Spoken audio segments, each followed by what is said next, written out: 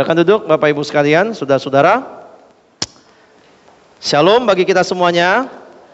Ya, puji Tuhan kita diberi kesehatan, kekuatan bisa beribadah kepada Tuhan. Saudara, kita melanjutkan tema lagi, tema tentang dinamika iman.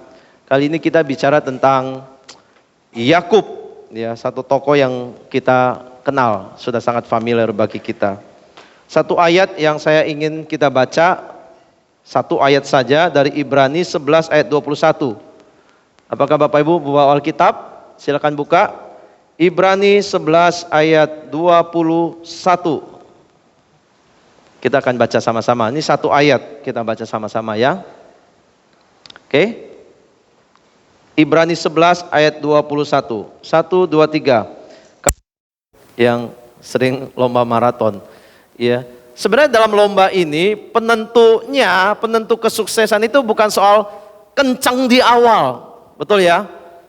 Justru salah kalau kencang awal gitu ya, ngegas, semangat di awal. Nanti pertengahan jalan bisa tiba-tiba menyusut, gagal tuh ya.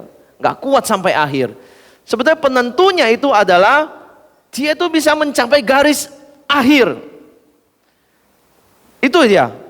Ya, jadi bukan soal kecepatan dia, tapi soal ketangguhan, soal ketahanan, soal ketekunan dia sampai akhir di situ.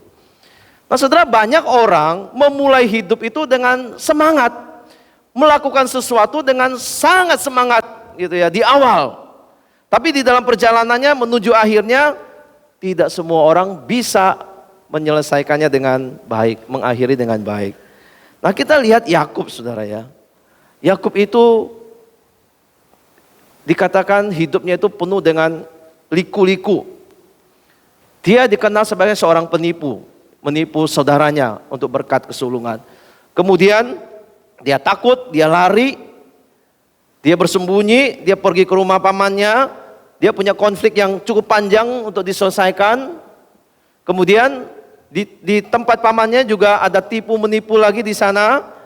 Kemudian dia apa? Waktu dia besar, anaknya besar, dia ditipu juga sama anak, dibohongi bahwa si Yusuf itu sudah meninggal. Padahal dijual gitu ya. Dia dibohongi selama sekian puluh tahun, belasan tahun itu akhirnya baru ketemu lagi. Hampir dia kehilangan anak kesayangannya itu. Jadi saudara lihat ya, sebenarnya cerita tentang Yakub itu di kejadian itu cukup panjang narasinya. Tetapi di dalam surat Ibrani ini cuma merangkum hidup Yakub itu di akhirnya aja disebut karena iman.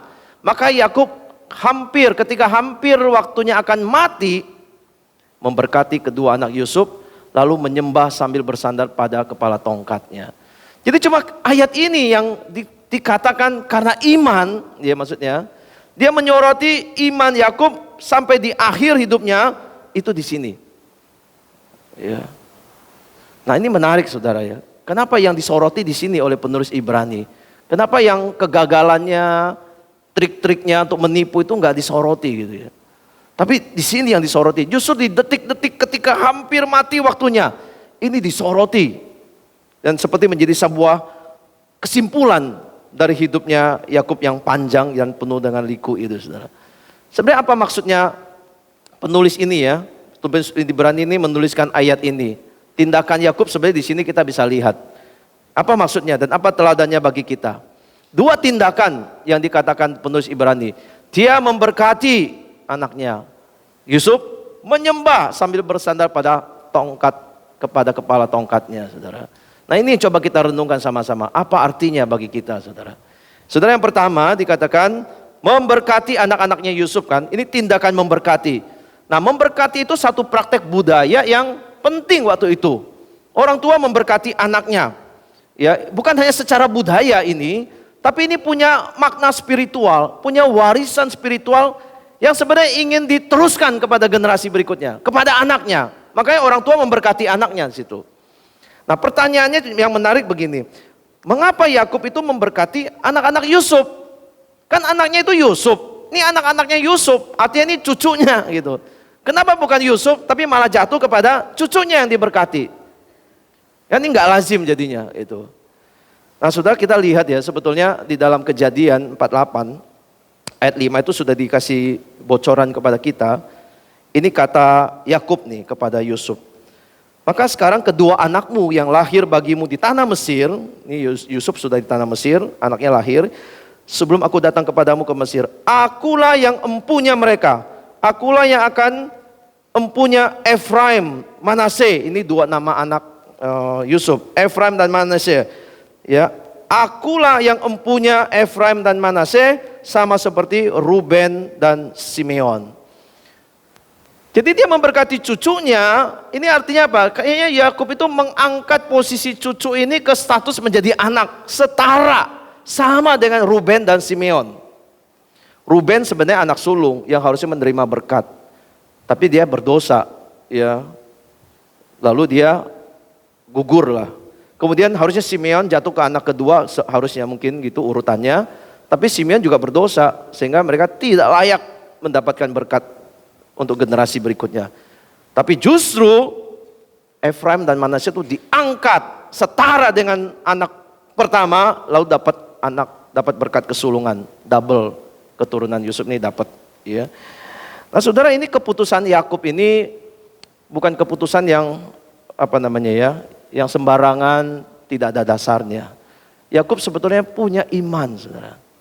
Ya, dia punya iman, makanya dia memberkati kedua anak Yakub ini. Dia percaya bahwa janji yang Allah berikan pertama-tama kepada Abraham, bahwa engkau menjadikan bangsa yang besar, itu juga diturunkan kepada Ishak, dan akhirnya diturunkan kepada Yakub. Nah, Yakub itu nanti akhirnya diturunkan kepada generasi berikutnya, keturunan Yusuf ini. Saudara, itu dia. Jadi dia memahami keputusannya itu adalah keputusan yang terkait dengan imannya melangkah seperti janji Tuhan, saudara. Nah, hal yang menarik, saudara, ya, ini kan memberkati cucu, memberkati anak, ya, cucu yang sudah diangkat anak itu melambangkan satu kesinambungan perjanjian Tuhan. Bahwa perjanjian Tuhan tidak boleh berhenti pada kita orang tua. Itu harus diteruskan lagi kepada keturunan kita, anak cucu kita di situ. Ya, ini harus diteruskan itu. Ya.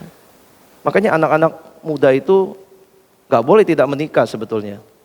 Ini tidak sesuai kehendak Tuhan. Tuhan merancang itu orang menikah dengan sesama lawan jenisnya, ya, sesama manusia tapi lawan jenisnya, lalu punya keturunan, dan dia sebagai orang beriman harus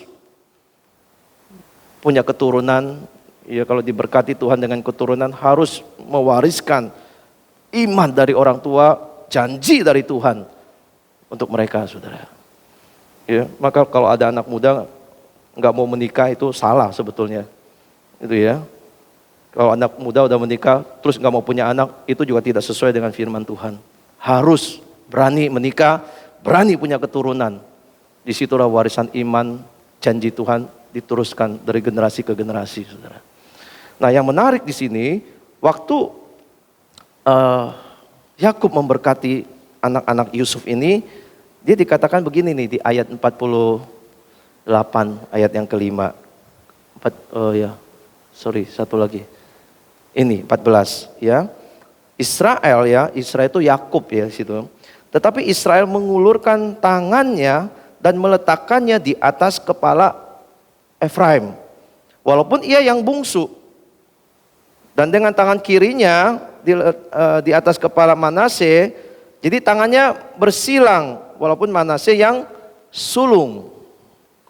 Jadi ini enggak lazim, ya. Biasanya diberkati yang lebih utama itu yang sulung, diberkati dengan tangan kanan. Tangan kanan lebih kepada simbol lebih ini, ya, lebih utama karena di tangan kiri. Sebenarnya Yusuf itu sudah atur nih, anak itu menghadap berbarengan, berlutut di depan Yakub. Ini sebenarnya posisi Manasye udah benar, tangan kanan. Ini Efraim tangan kiri, seharusnya memang begini. Tetapi Yakub itu punya iman berbeda. Dia tidak mengikuti tradisi yang pokoknya yang sulung tetap yang spesial, yang dapat lebih banyak, lebih utama. Enggak. Padahal di dalam Alkitab, di dalam kedaulatan Allah, tidak selalu yang tua itu dipakai Tuhan. Ada banyak kisah justru yang muda itu diberkati Tuhan luar biasa, dipakai Tuhan luar biasa. Itu. Ya, misalnya Daud itu kan yang dipilih jadi raja itu justru yang bungsu itu, bukan yang sulung gitu. Jadi Tuhan di dalam kedaulatannya tidak seperti pemikiran kita. Kita selalu mengutamakan yang pertama, yang spesial, anak pertama. Anak kedua, ketiga kurang diperlakukan spesial. Gitu. Padahal Tuhan tidak selalu bekerja dengan begitu. Nah, waktu si Yusuf itu sudah memposisikan kanan itu Manasye, kiri itu Efraim, Yakub itu sengaja justru menyilangkan tangannya begini. Jadi ini Efraim yang dapat bagian lebih besar. Ini Manasye yang kurang, saudara. Jadi sekali lagi ini dalam imannya Yakub ya, melihat bahwa ke depan Manasye akan lebih besar daripada kakaknya. Efraim lebih besar daripada Manasye. Itu. Kadang-kadang ini cara memandang orang beriman yang tahu janji Tuhan, yang mengerti keadaan manusia, yang kenal dengan anak cucunya, itu kadang-kadang bisa punya satu feeling yang kita nggak ngerti gitu ya. Bukan feeling biasa, tapi feeling orang yang beriman. Kadang-kadang kita juga bisa ya ngeh ya, kalau kita lihat anak kita bisa lihat dari tabiatnya, kebiasaannya, kita bisa kira-kira ini anak akan jauh lebih besar daripada yang anak yang satu lagi. Kita kadang bisa punya feeling itu, ya. Tapi ini bukan feeling biasa, tapi ini karena di dalam iman kepada Tuhan, janji Tuhan, ini anak bungsu yang lebih diberkati, lebih besar dari Tuhan. Itu ya, jadi memberkati itu satu peran yang penting di zaman itu orang tua kepada generasi berikutnya. Ya, kepada generasi. Memberkati itu beda dengan mendoakan ya. Kita familiar, kita sering doakan anak kita gitu ya. Tapi memberkati mungkin kita jarang. Apa sih memberkati anak itu gitu. Kita mungkin gak paham gitu. Berdoa untuk anak itu kita seperti menaikkan permohonan ya. Doa kita kepada Tuhan, kita bersyukur, kita memuji Tuhan, kita mengaku dosa seperti doa pengakuan dosa tadi. Kita memuji Tuhan. Itu doa itu seperti dari kita kepada Tuhan, ke arah atas gitu ya. Tapi memberkati itu punya arah yang berbeda terbalik. Memberkati itu dari atas ke bawah sebenarnya. Dari Tuhan kepada umatnya. Itu ya. Makanya orang tua itu punya otoritas memberkati anaknya. Karena orang tua itu wakil Tuhan. Dari atas yang berotoritas memberkati yang di bawahnya. Makanya hamba-hamba Tuhan itu doa berkat itu kepada jemaat. Karena ini sebenarnya mewakili Tuhan loh. Yang memberkati jemaat pulang dengan berkat, jadi saksi Tuhan segala macam. Ya, ini otoritas yang Tuhan berikan untuk orang tua memberkati anak-anaknya, generasi-generasi berikutnya ini. Nah, ini sebenarnya peran yang penting sebetulnya. Ya, cuma orang tua Kristen di zaman sekarang enggak terbiasa dengan ini. Ya, agak aneh mungkin ya dengan memberkati anak gitu loh. Kita cuma sebatas doain anak ya gitu ya. Doakan anak, tapi memberkati anak itu bukan hal yang sering kita lakukan. Karena ini sebenarnya bicara warisan. Kan ada janji Tuhan yang kita sedang mau wariskan kepada mereka. Nah, orang tua Kristen di zaman ini itu yang dipikirkan itu bukan hal-hal rohani yang diwariskan yang utama itu. Mereka sering pikirkan orang tua itu di zaman ini yang pikirkan pokoknya anak saya bisa sukses aja. Bisa cari uang, cuan yang banyak, itu udah sukses gitu. Mereka nggak kepikir soal ini sebenarnya rohani mereka tuh perlu diwariskan dari orang tua ke anak tuh gimana caranya. Warisin harta itu gampang loh. Ya kasih aja namanya, ubah aja nama properti ke anak, beres. Gitu. Anak di sekolah yang tinggi-tinggi supaya dapat harta, atau kalau kurang orang tua kaya kasih warisan, selesai sebenarnya. Tapi anak belum tentu bisa bahagia dengan itu kan. Itu penting, tapi bukan yang terpenting. Ya karena Tuhan bilang apa gunanya kita memperoleh seluruh dunia tapi kehilangan nyawa kita, kehilangan jiwa kita, kehilangan keselamatan kita. Kita nggak kenal Tuhan, anak nggak kenal Tuhan, akhirnya hidupnya binasa pada akhirnya. Apa gunanya itu? Cuma hidup sementara di dunia enak, tapi akhirnya binasa, nggak kenal Tuhan. Apa gunanya? Lebih baik hidup kekal bersama Tuhan, hidup dunia sederhana, cukup aja. Itu udah penting. Nah, saudara, ini orang tua kadang-kadang lupa dan kita mungkin mengabaikan itu. Berapa banyak orang tua yang pikirkan hal ini, saudara. Ya, sekali lagi pikirkan pendidikan penting, pikirkan uang cukup buat anak, is okay. Gak ada yang salah dengan itu. Yang salah adalah kita mengabaikan hal yang lebih penting ini, saudara. Bagaimana orang tua itu memberkati anak dengan imannya. Dengan janji yang Tuhan yang sudah diterima juga diwariskan, dilanjutkan kepada generasi berikutnya. Ini yang penting yang Tuhan ingin kita kerjakan sama-sama. Ya, karena apa? Yang ini ayat yang dikatakan di Kisah Para Rasul, saudara. Pasal 2 ayat 39. Sebab bagi kamulah janji itu, ini kepada orang tua, dan bagi anak-anakmu, dan lagi bagi orang yang masih jauh, sebanyak yang akan dipanggil oleh Tuhan Allah kita. Allah sudah panggil kita mengenal Tuhan, dapat keselamatan. Janji itu cuma jangan berhenti di kita. Lanjut, itu juga bagi anak-anakmu. Dan bagi yang masih jauh di sana. Ya, ini penting bagi kita untuk kita ingat baik-baik. Anak di dalam pengertian teologi reform ya. Orang tua yang percaya kepada Tuhan, anak-anak meskipun masih kecil, masih polos, belum tentu percaya Tuhan.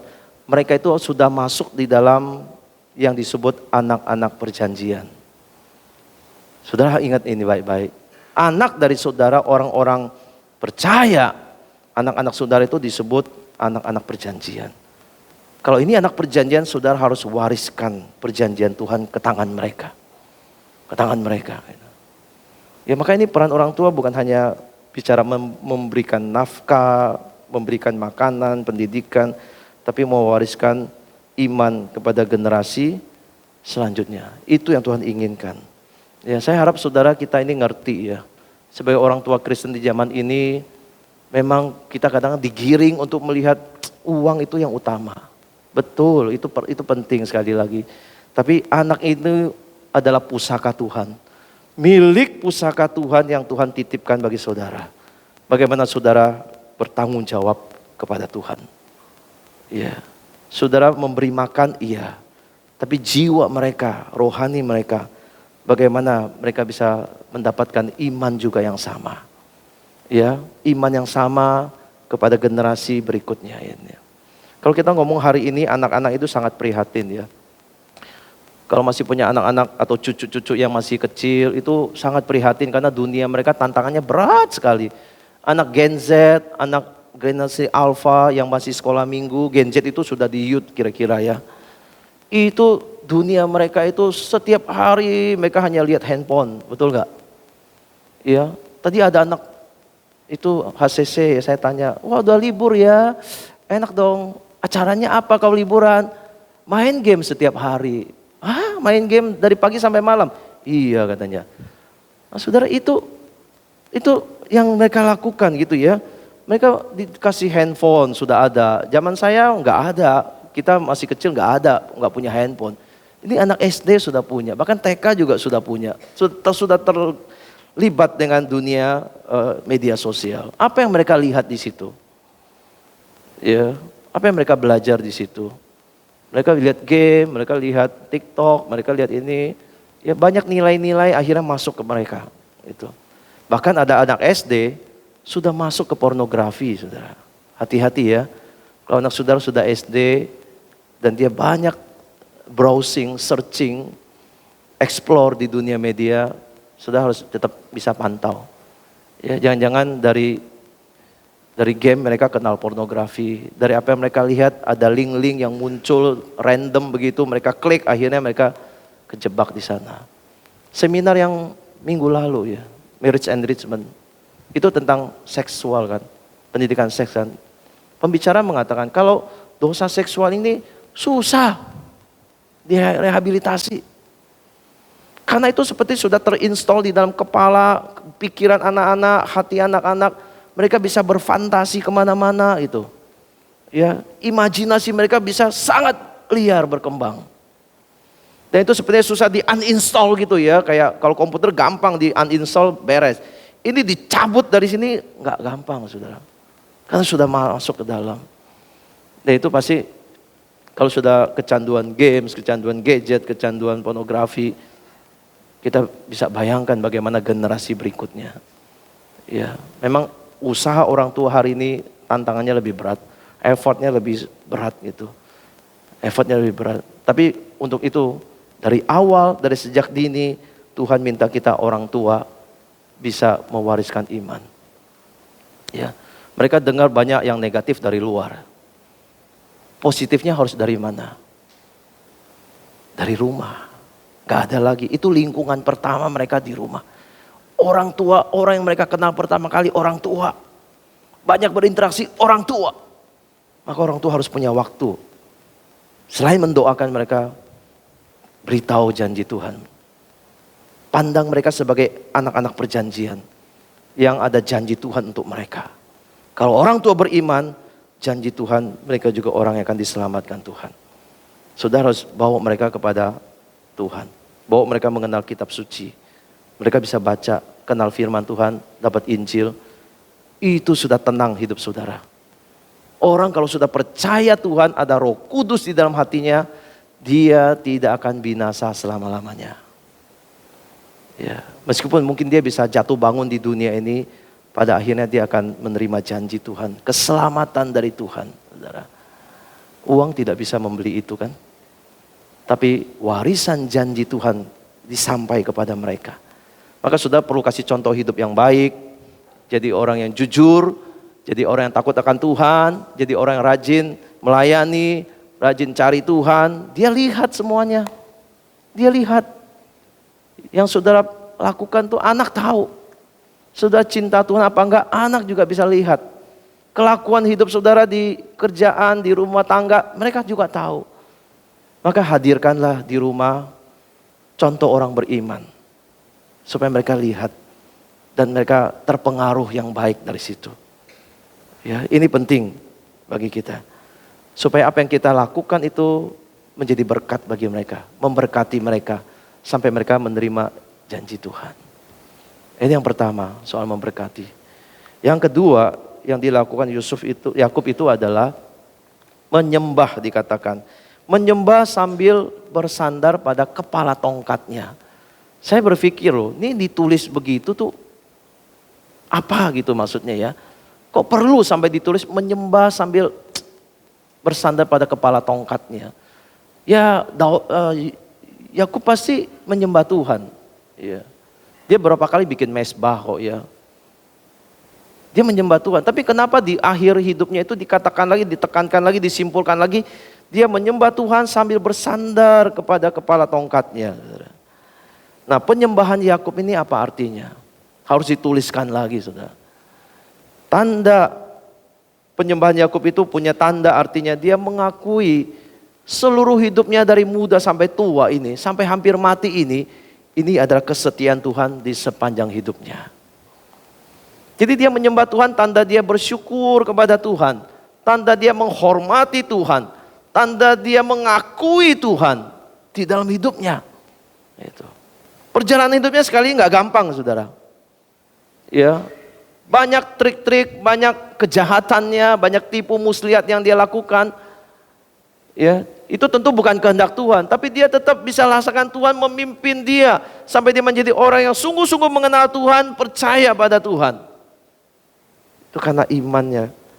Ya, karena Tuhan yang menyertai dia, memberkati dia. Sudah, ini harusnya menjadi respon orang-orang yang beriman ya. Kalau sudah terima Tuhan, percaya Tuhan, dia harus menyembah Tuhan. Ini Tuhan yang sudah menyelamatkan saya, Tuhan yang sudah menyertai, memberikan pimpinan yang sempurna di seumur hidup saya. Saya harus menyembah kepada Dia, bukan yang lain, saudara. Bukan yang lain. Kalau kita mengakui Dia Tuhan, kita harusnya menyembah Dia. Karena dari Dialah segala berkat, menjadi segala pengharapan kita, menjadi segala kekuatan kita di dalam perjalanan hidup kita ini. Ya.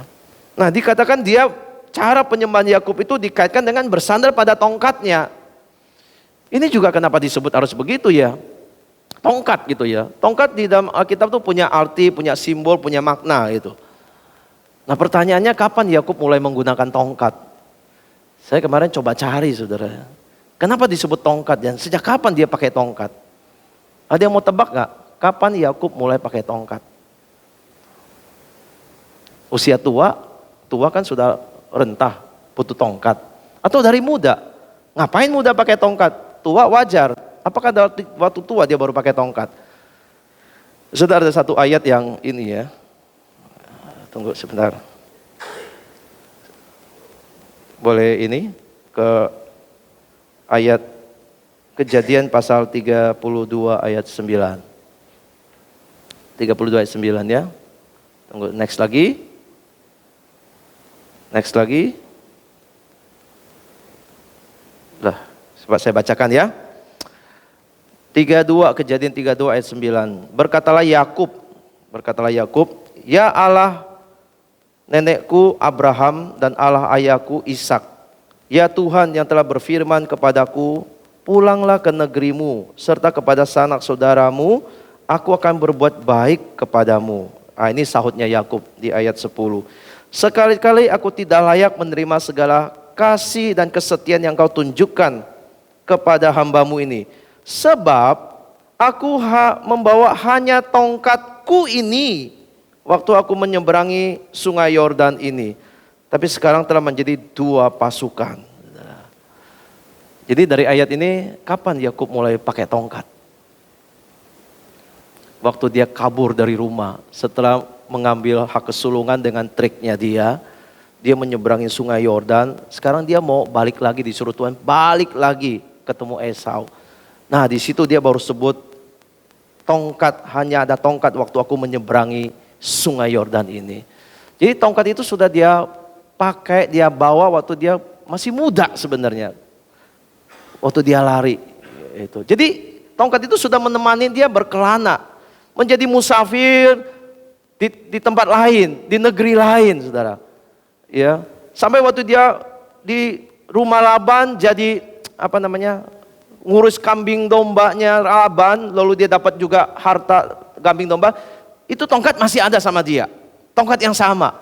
Lalu waktu dia pulang, dia bergumul dengan Tuhan, Tuhan patahkan bikin pangkal pahanya terplecok.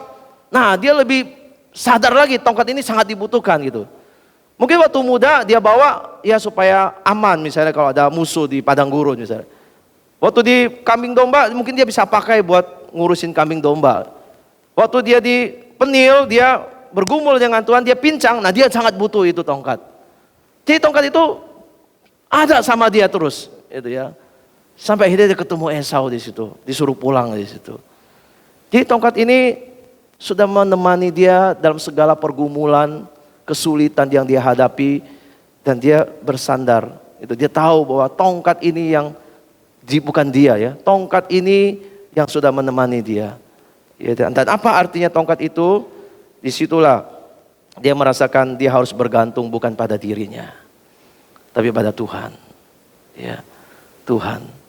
Di Mazmur itu ada satu ayat yang bagus 2-3. Tongkatmu, gadamu dan tongkatmu itulah yang menghibur aku. Jadi itu Tuhan digambarkan seperti gembala yang hadir dalam bentuk tongkat yang terus menuntun dia, menggembalakan dia lewat kesulitan-kesulitan hidup dia, jatuh bangun dia sampai dia tua, dia tetap bersandar pada tongkat itu. Jadi dia menyembah di situ, saudara. Ya saudara, kadang-kadang orang kalau merasa dirinya lagi baik-baik ya nggak perlu Tuhan gitu ya. Merasa sehat, merasa kuat, merasa muda, belum butuh Tuhan.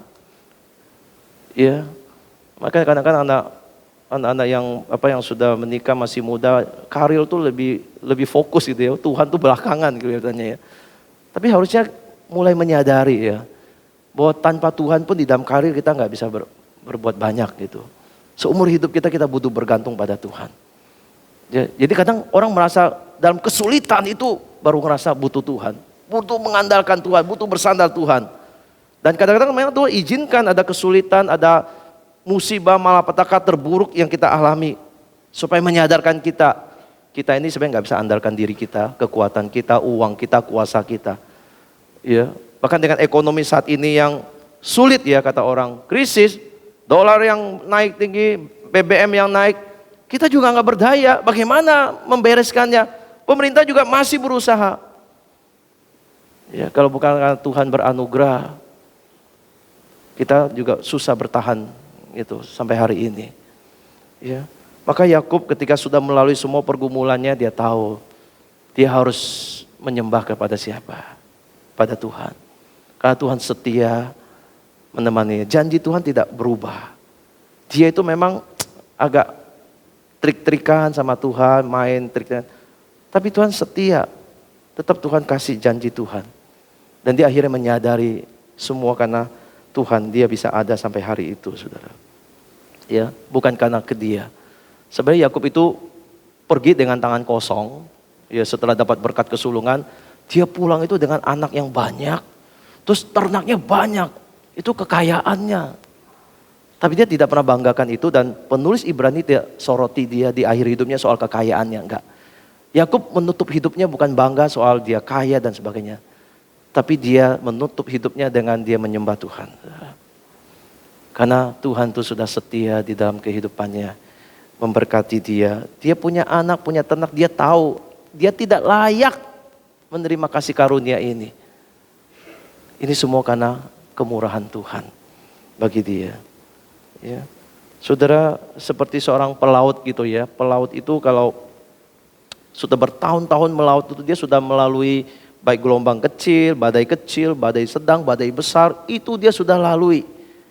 Waktu dia bisa menepi, pulang, turun dari kapal dengan selamat dan pulang ke rumah, satu hal yang dia sadar, bukan karena kehebatan saya mengemudikan kapal, tapi Tuhan yang menyertai dia sampai selamat di rumah, saudara. Jadi syukur dia kepada Tuhan. Penyembahan itu kepada Tuhan, saudara. Saudara, hari ini kita memang masih hidup di dalam keadaan yang seperti ini ya. Kondisi ekonomi yang kita belum bisa pastikan. Ya, banyak orang bergumul pasti, yakin. Yang usaha bergumul, yang kerja bergumul, yang rumah tangga bergumul karena barang-barang juga naik. Semua punya pergumulan, dan ini dinamika hidup kita. Dan ini bukan kita yang ngalami saja. Yakub sudah ngalami banyak hal dalam hidupnya. Tapi ujung-ujungnya dia percaya pada janji Tuhan. Dan dia bisa menyaksikan Tuhan yang setia, maka dia menyembah Tuhan, saudara. Ya. Nah, kalau hari ini sudah mulai stres dengan kondisi ekonomi kita, sudah merasa tidak berdaya, sudah merasa sedang krisis gitu. Lihatlah ini sebagai bagian dari pembentukan iman kita. Dalam kondisi ini, apakah kita tetap pegang janji Tuhan? Walaupun tidak sesuai harapan nih. Faktanya beda nih, kita susah, tapi janji Tuhan itu begitu indah. Apakah saudara masih di dalam kondisi ini tetap kuat imannya atau justru lemah? Gitu.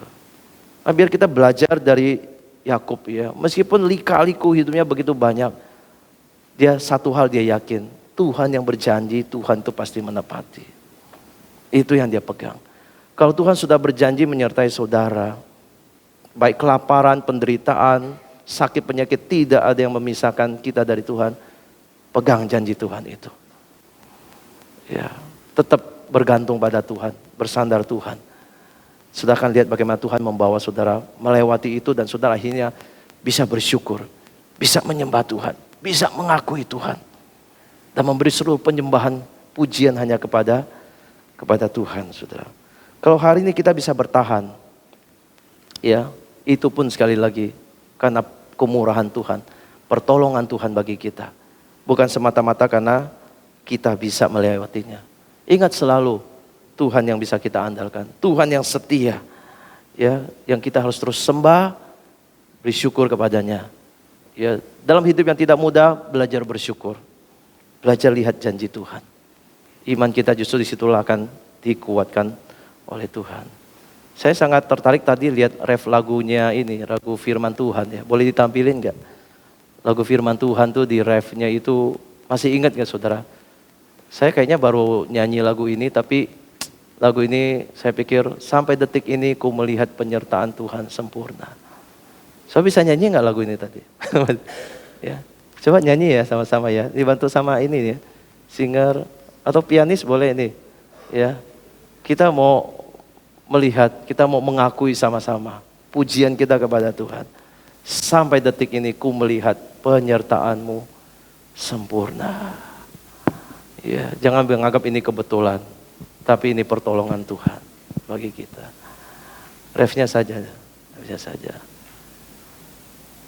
Saya juga baru belajar lagu ini, jadi singer boleh bantu sama worship leader gitu.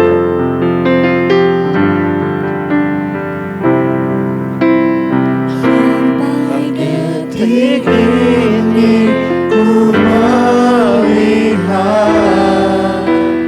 penyertaan-Mu sempurna, sampai selamanya Kau